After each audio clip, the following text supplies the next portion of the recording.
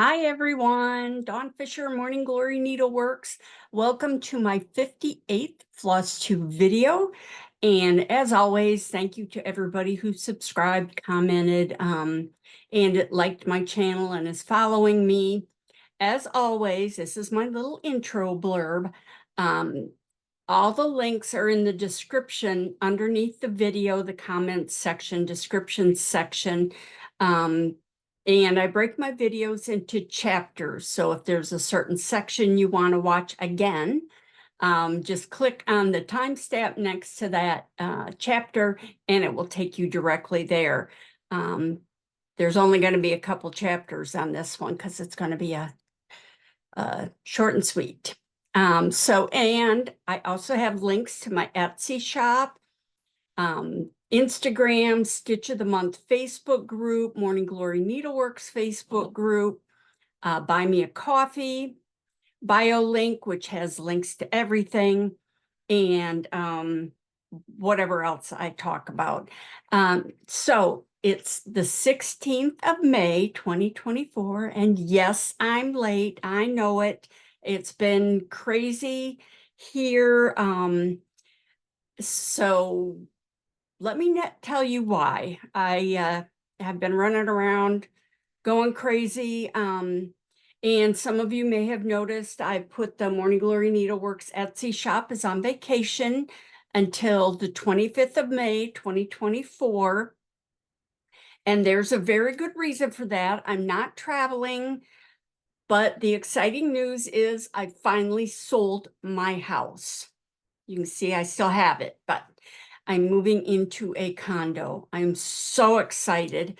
I had a cash offer for the house, and it was lower than what I might have gotten selling it through a realtor, but there were no showings other than I had a couple of cash buyers come through, and they don't care. They don't care that you didn't dust or vacuum or that there's like stuff everywhere. They just want to see the potential in the house. So, and I didn't have to keep the house spotless, which isn't going to happen. And another good thing, it wasn't on the market for months. I mean, the guy came, made me an offer, and we closed in 30 days. So, in the middle of all that, I had to find a condo also. So, and the other good thing is the buyer paid all the closing costs. So that also saved me a bunch of money because all the doc stamps and all the other whatever else they can think of to charge you for, I didn't have to pay it. So, and here's a little hint. Before you go to closing and you get your closing settlement, go over it line by line and question everything, because they were supposed to pay all my closing costs, and then there were closing costs in there. And so I found two errors, and I contacted the title company, and I also had to call the buyer and all that. And I was right, and they corrected it, and it saved me or got me another $2,800. So definitely read everything, look it over. If you don't understand it, ask questions. I bought it and sold enough houses that I kind of knew what to look for, but yet I still had questions about it because I'd never sold a house to somebody that paid for everything. So anyway, that's just a little hint for you. So I got enough money from the house after I paid off the house. I have enough money left over to buy me a nice little condo. I'm very lucky that unfortunately, the price of houses has gone up. And even though we bought the house 5 years ago, only 5 years ago, I had enough money left over to buy a small condo. So it's nothing fancy. It's older. It was built in 67. It's had a few improvements, but not much. So, but it's okay. It's fine. It's bright. It's white. It's got big windows. It's in the middle, but it's got big windows in the front and windows across the back. So it passed all the inspections. There's a few little minor things that need to be fixed, but nothing that had to be done before I could move in. And not only that, because it'd been on the market for a while, that's the thing with condos, especially down here, they're owned by older people, a lot of them. This is in a retirement community, so it's owned by older people, and this was an inherited condo, and the son was selling it. So I was able to negotiate the price down, actually more than I thought I would. So we went low and he bumped it up, and we went back and forth, and I got a really good price. Like I said, I can pay cash. Anyway, it's like I said, it's in a 55 plus community, and I don't feel like I'm old enough to be in one because I don't feel like I'm that old, even though I'm way over 55. But it's pretty quiet there. It's well maintained, which is good. There's no pool, but that's okay. There's shuffleboard. I may learn how to play shuffleboard. I don't know. But and they have like pancake breakfast and stuff. But anyway, I just wanted somewhere quiet in a clean community, and it's only 8 to 10 minutes from where I live now. So it's going to be a nice, easy move. Famous last words. But it's on the third floor, which normally I would not do the third floor, but there is an elevator. So that makes it worthwhile. Even a second floor condo, I looked at a few, and even a second floor condo, I would want an elevator because I haul a lot of stuff with my needlework business and just everything. I haul, a lot of stuff. So with the elevator, that'll be perfect.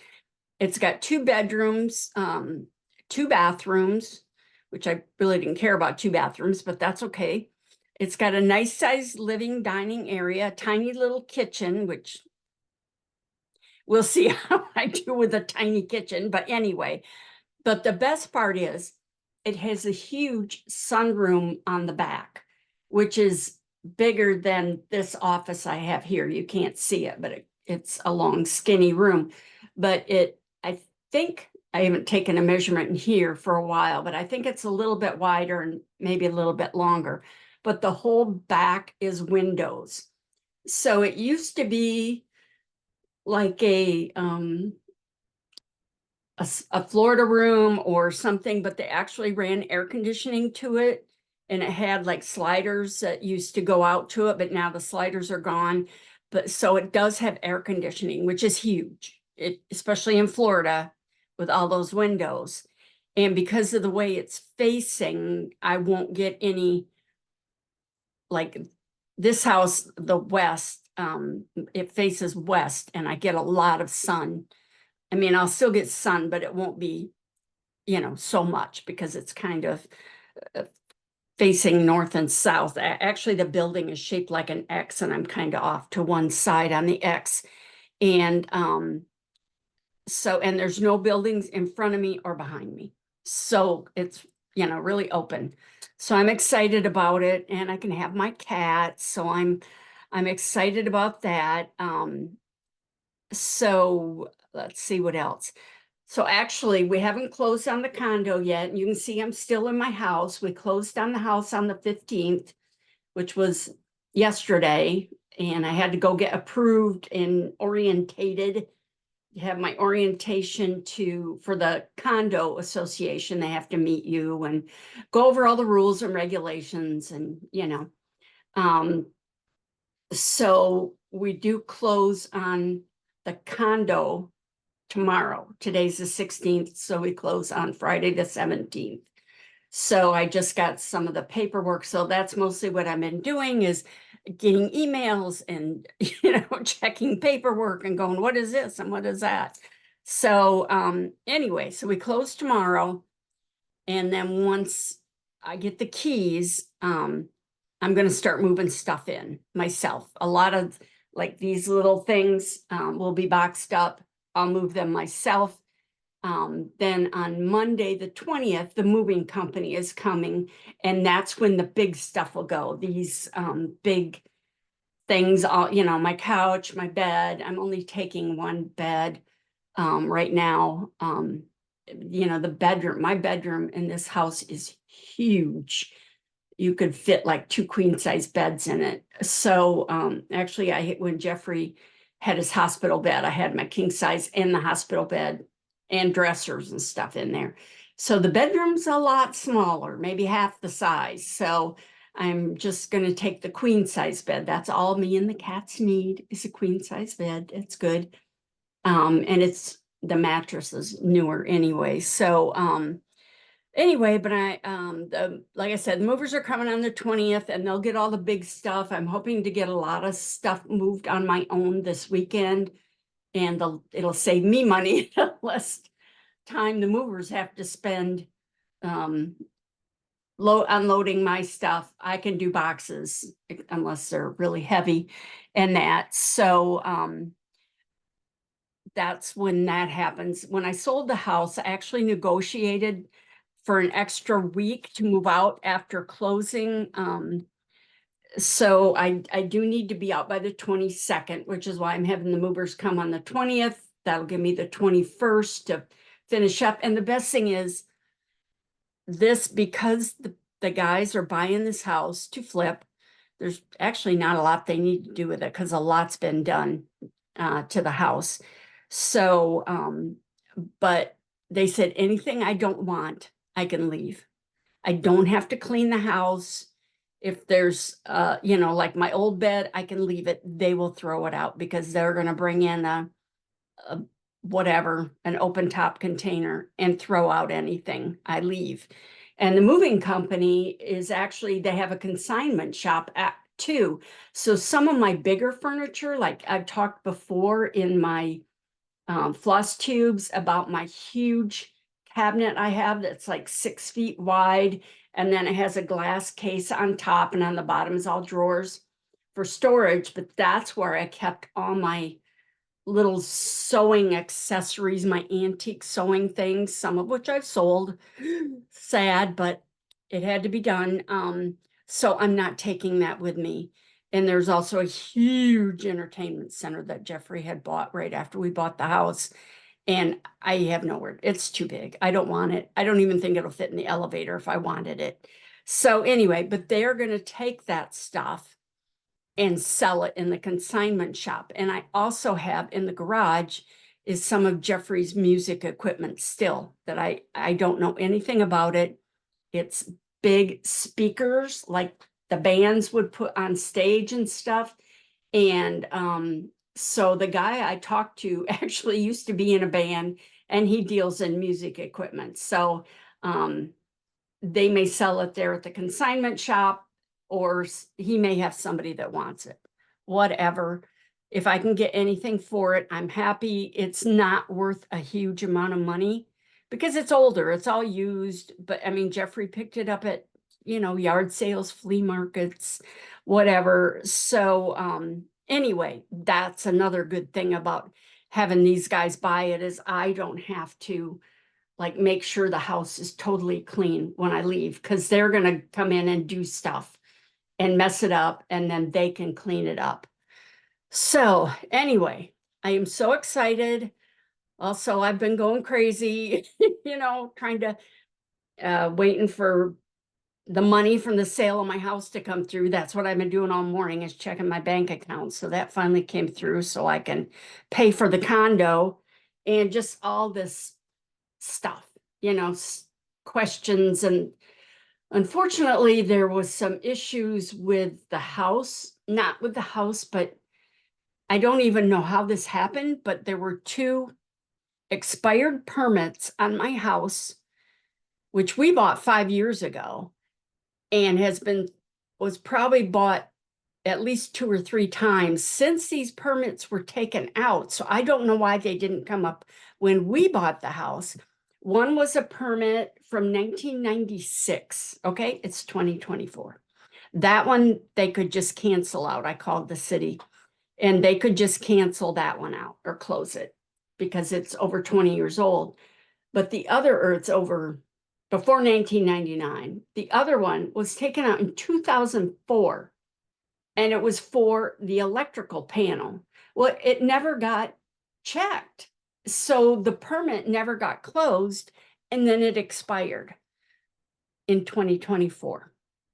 So I had to pay $187 to reopen the permit. And then electrical engineer from the city came out and checked it. The woman I worked with was very nice. I said, listen, we're closing on this. I have to get this done. So anyway, she handled it all, got the guy out here, and luckily it passed. Thank goodness it passed. And so those were both closed out. Then there was another issue with the mortgage, and during COVID, you could not make your house payment for a few months because of hardships for all that. And then the money was supposed to be tacked on to the end of your mortgage. Well, actually, it's a partial claims mortgage or something, and it's supposed to be registered with HUD. And oh my God, it never got registered with HUD. So it was showing as a second mortgage. I didn't even know we owed the money. I didn't know anything about it. I'd been going in and making the house payments, and I went and looked at because we refinanced anyway.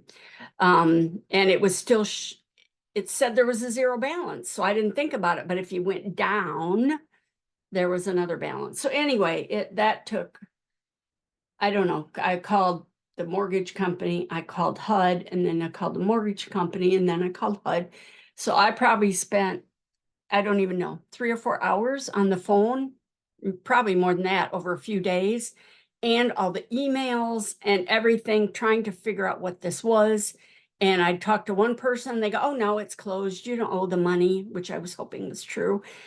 And then another person would go, oh no, you have to pay that. So anyway, that cut way into the amount of money I got. Not a huge amount. I still have enough to do what I wanted to do, but it really would have been nice to have that money. But anyway, so that's why I've just been so exhausted just from stress and everything else, but everything's finally coming together. So we're going to close tomorrow. And as soon as I get done with this packing, I do have some stuff packed. So this just is my next room to pack. So that's enough about that. That's my exciting but yet stressful news. So let's move on to something a little more interesting for the needlework people. So now in the last FlossTube, I talked about this sampler that I reproduced. This is the reproduction of it. This is Veronica Nislerin. I guess that's how you say it. I'm not sure. I didn't have any background on it. I've got it. It's all charted. I've got it all in the computer. Just with everything going on, I was hoping to get this out and published, but with everything going on, it's going to wait. It's almost ready to go. I finally got these stitches here diagrammed on my old laptop, but I didn't have any background on the sampler, so I posted a picture on Facebook. I mentioned this last time, and I got a reply that it's a couple of them, that's probably Lancaster County, Pennsylvania, and her last name would have been Nisler, and the IN is the feminine for that. And that this is what's called the Noble Heart, and some other things like that. So they suggested, a couple people suggested Tandy Hersh's book on Pennsylvania German samplers. And I mentioned last time that I had ordered it. Well, it came, of course, the day after I made my video, but I have the book now, and it is fabulous. I'm telling you, this is wonderful book. If you love samplers as much as I do, you need to get this book. It is pricey, not as bad as some of the others. I found this one on eBay. I lucked out, and it was, I think with shipping, it was about $50. So it wasn't too bad, because some of the other ones are listed at well over $100. So because This was published in 1991 and is out of print. The original price on it was $40. So, which was kind of a lot then, you know, and it's got a few little issues, but you figure how old the book is. I'm surprised it still has the cover to it. So, and this one, it obviously wasn't used much because a couple of the pages are miscut and they were still attached. You know, you couldn't get the pages apart. A couple in the back here, I had to like carefully pry the two pages apart because they were miscut. And actually here, here's another one. You can see it's not cut all the way down to the bottom. So obviously they didn't spend a lot of time looking at it, whoever had it. The inside of it is in really good shape. So I want to show you, this is the original sampler, and the way the edges were finished, and it's kind of raw and all that. I was kind of wondering about it, if somebody had cut the edges off of it. But when I look at the samplers in the book, a lot of them were done this way. So this is the original. And then this is the back with the brighter, little bit brighter colors. So let me put this back. I have it wrapped in muslin, and then I keep it in a acid-free box. But so this book, this has over 300 pages. There's hundreds of pictures of samplers, just hundreds of motifs and explanations of what the motifs mean. So I'm very excited about that. I haven't been able to obviously spend much time with this, but I can't wait to do research on this sampler and find out more about the motifs that are in it. There's a description here in the front that talks about, let's see, Pennsylvania German women presided over the production and maintenance of textiles for their homes, clothing, bed, and table linens. Towels were produced from fibers they grew and spun into threads. A commercial weaver united these into cloth, and the final step of making many textile objects was cross-stitch embroidery, anything from initials or number to elaborate needlework designs graced on the surface of the fabric, especially in the homes of the plain people and their Schwenkfelder neighbors. I hope I said that right and didn't insult anybody with my pronunciation. But it's a wonderful book. It's broken into sections. So the sections are the origins, which talks about classification, cultural perspective, that kind of stuff. Chronology, motifs, influences, decoration, and then it has an index or appendix on types of samplers. And then, so this section shows the evolution of motifs. And it goes on. Oh my God, this is, I'm telling you, I'm going to be able to spend hours. There are all sorts of wonderful motifs, descriptions, pictures, and descriptions.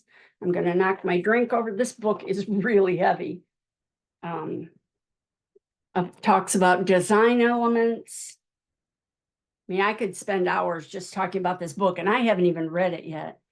Different basic shapes, the 5-spot and the diamond, geometric motifs, stars and crowns.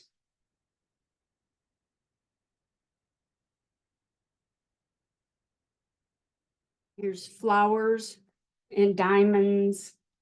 There is so much. It's just amazing. I'm telling you, I just want to sit here and look at this book, and I can't because I need to be packing. But here is deer, different deer. So as I study this, I will be talking about it more. Let's see, what else?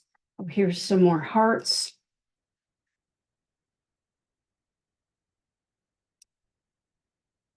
And it tells the name and date of the sampler that these designs were taken from.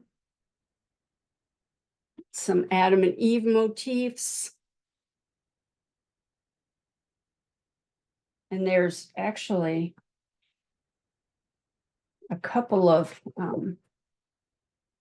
fully charted samplers in here, or at least partially charted. So I'm very excited, and this was fun to find. This is the Noble Heart, like is in the center. Let me pull this one up of this sampler here.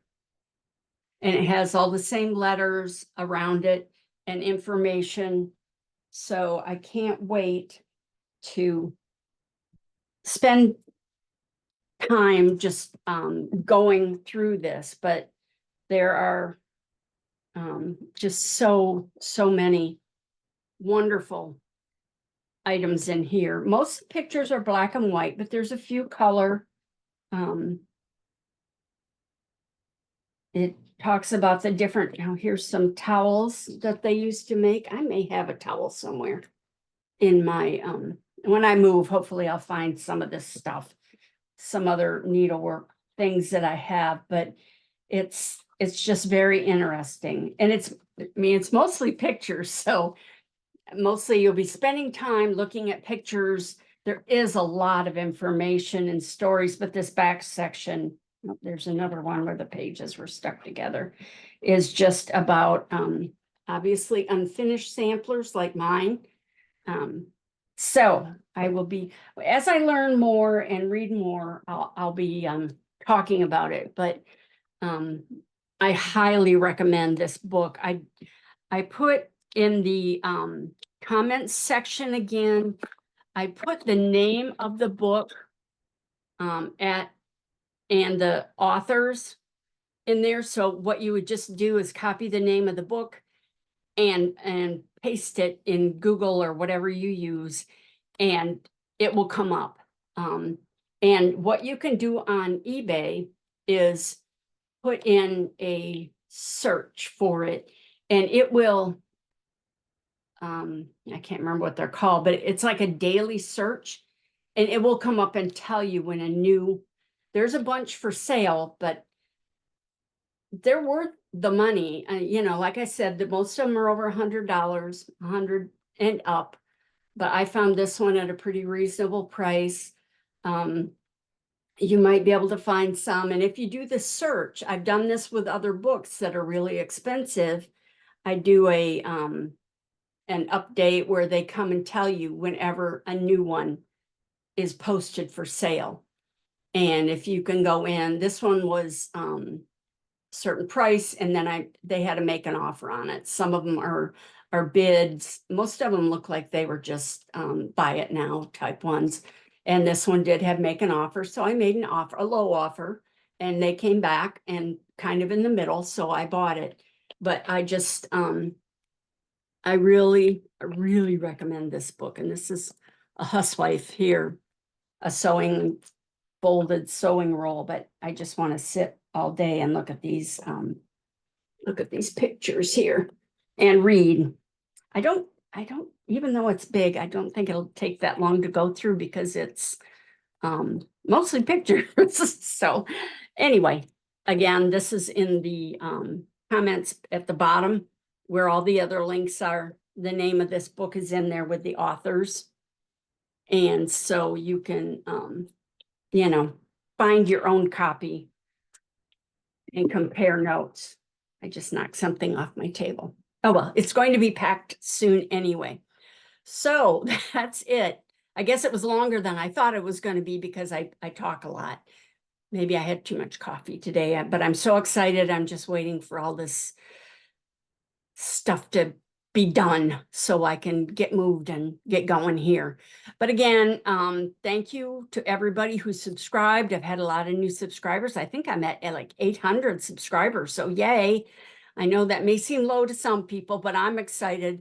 Every time somebody joins, it excites me. I mean, one person is one more person. So I'm excited that 800 people want to watch my videos, and hopefully more will. Spread the word and let everybody else know. So don't forget, if you're doing the stitch of the month, now I will tell you, I'm doing something a little bit different for June. I'm doing a different kind of stitch. So I'm really excited about that.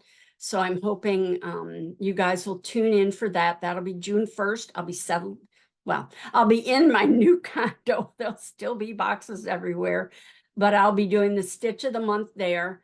And I'm thinking it's going to be a little bit brighter because of all the windows. Well, it'll only be brighter if I do the video during the day. But because this is daytime here and it's really, well, anyway, the back window, I only have one window and it has a porch over the back, so I don't get a lot of light in here. So anyway, but that's it. All the links are posted that I talked about. I guess that's it. So anyway, I will see you on the 1st of June in my new home, me and the kitties. So thank you so much for watching, and I will see you in a couple of weeks.